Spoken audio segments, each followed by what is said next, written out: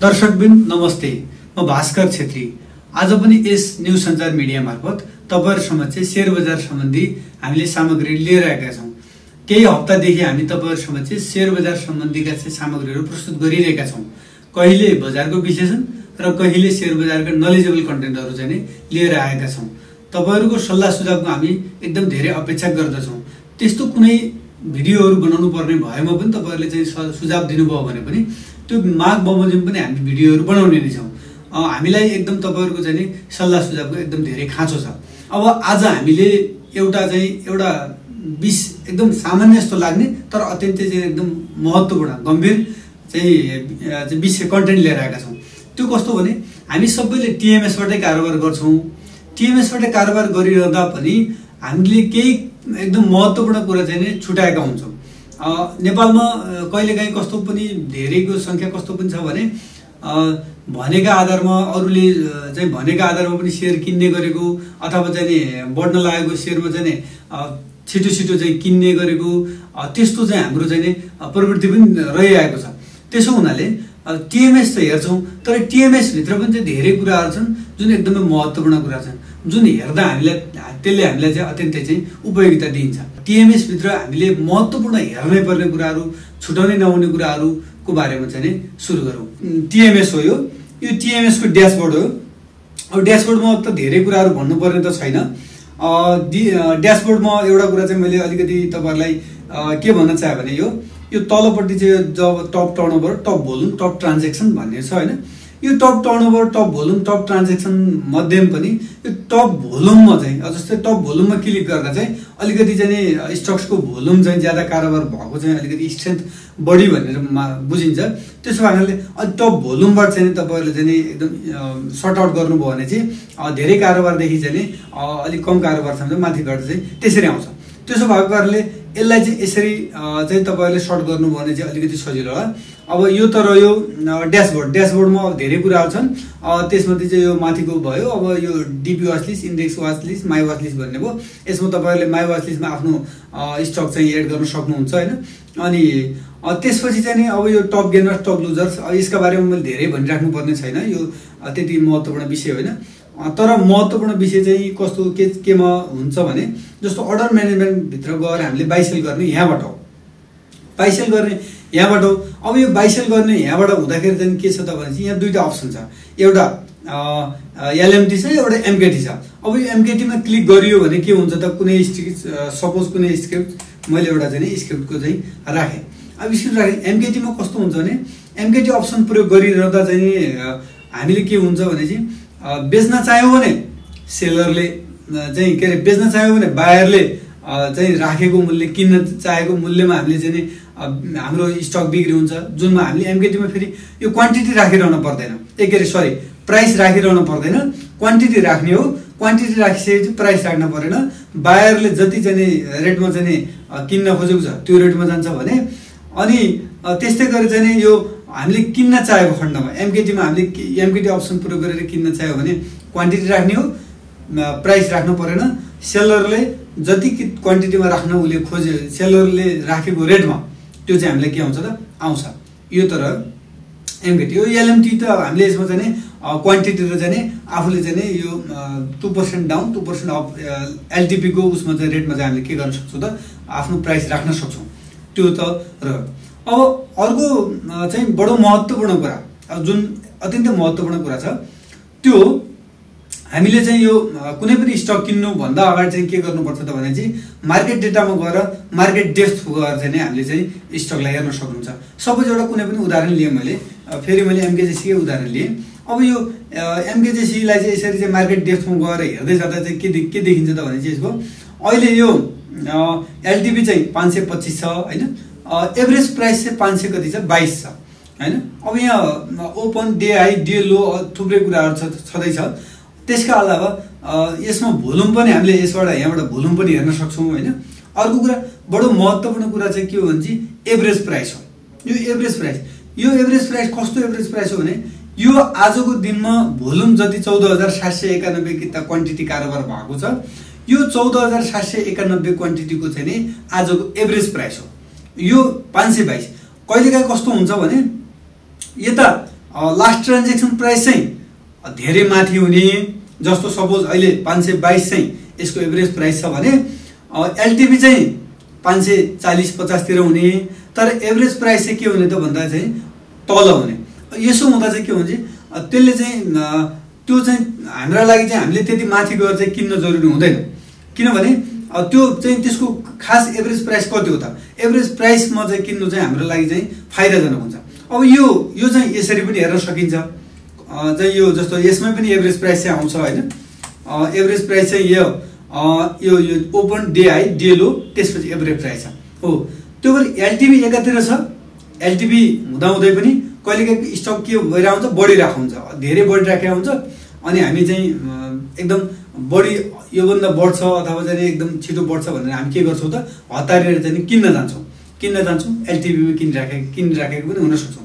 तर पर्खेर यो एभरेज प्राइस यो अत्यन्तै महत्त्वपूर्ण। आज दिनभरिको एभरेज प्राइस औसत मूल्य कति हो त भनेर चाहिँ जो यो दिएको छ यो यसमै पनि दिएको छ हो। यो एभरेज प्राइसका आधारमा हामीले चाहिँ किन्नु चाहिँ अत्यन्तै उपयोगी हुन्छ हो। यो चाहिँ मैले तपाईँहरूलाई यसरी भन्न चाहेँ। अब अर्को कुरा चाहिँ टिएमएस भित्र अर्को कुरा चाहिँ के पनि छ भने चाहिँ यो हामीले चाहिँ म्युचुअल फन्डको कारोबार होइन, डिबेन्चरको कारोबार, प्रिफरेन्स सेयरकोदेखि यो जम्मै चाहिँ यो यहाँ कारोबार पनि यही भएको हुन्छ, तर हामीले कतिपयले चाहिँ ख्याल गरेका पनि नहुन सक्छौँ। मैले टिएमएसमा धेरै कुराहरू छन् भन्न पर्ने, यसभित्र पनि धेरै कुराहरू छन् भन्न पर्ने, तर मैले अलिक बढी महत्त्वपूर्ण अलि चाहिँ भन्नै पर्ने कुराहरू मात्रै चाहिँ तपाईँहरूलाई चाहिँ एकदम सर्ट आउट गरेर भन्दैछु। अब यो इक्विटी, अब यो अहिले जो हामीले कारोबार गरिरहेका छौँ इक्विटी भनेको साधारण सेयरको कारोबार हो। इक्विटीमा गएर हामीले चाहिँ यहाँ तल चाहिँ ड्र डाउन गर्ने एउटा अप्सन छ होइन।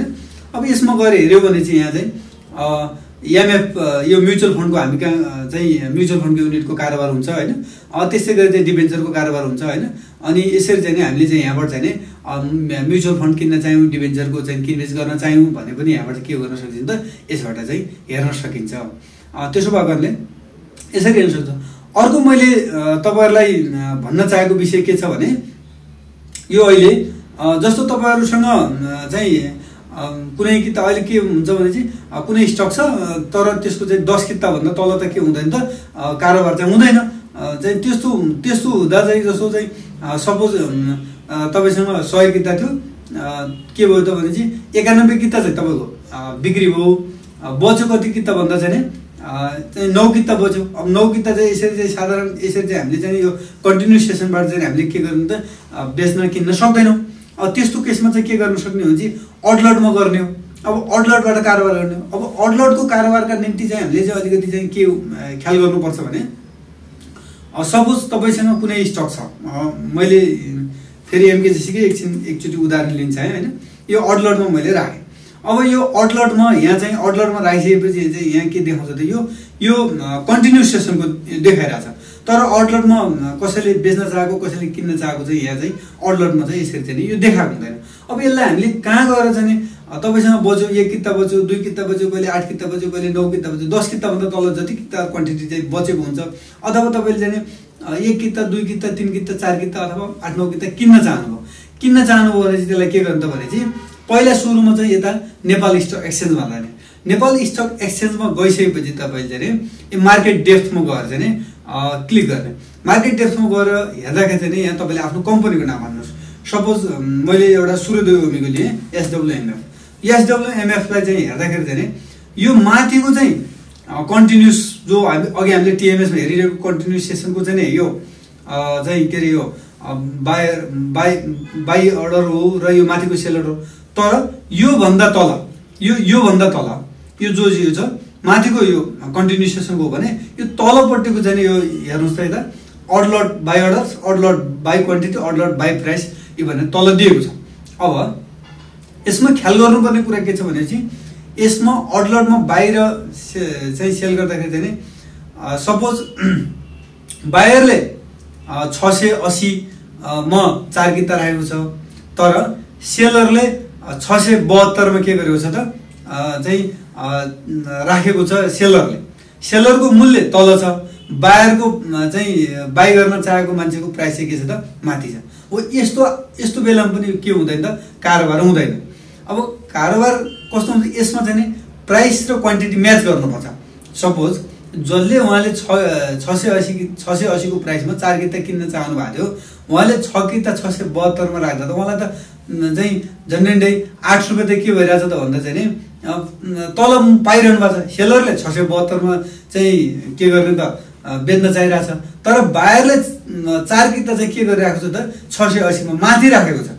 हो, बेच्नेको मूल्य भन्दा किन्ने मान्छेले मूल्य माथि राख्ने त होइन, हामी त सस्तोमै किन्न चाहने। त्यस्तो केसमा चाहिँ हामीले यता यदि यहाँ हेऱ्यौँ भने बायरले राखेको प्राइस र रेट हामीले चाहिँ यहाँ यसमा गएर चाहिँ सूर्यदुवमीको यसमा चाहिँ अडलटमा चाहिँ नि एसडब्लुएमएफ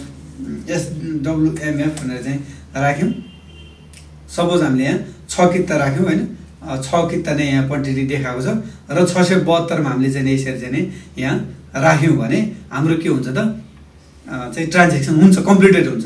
त्यसो भए यो अडलटमा अहिले धेरै जसो चाहिँ यो जस्तो अहिलेको यो हेर्दाखेरि पनि 4 किता 680 मा छ, 4 किता 679 मा छ, तर सेलरको मूल्य चाहिँ तलै छ।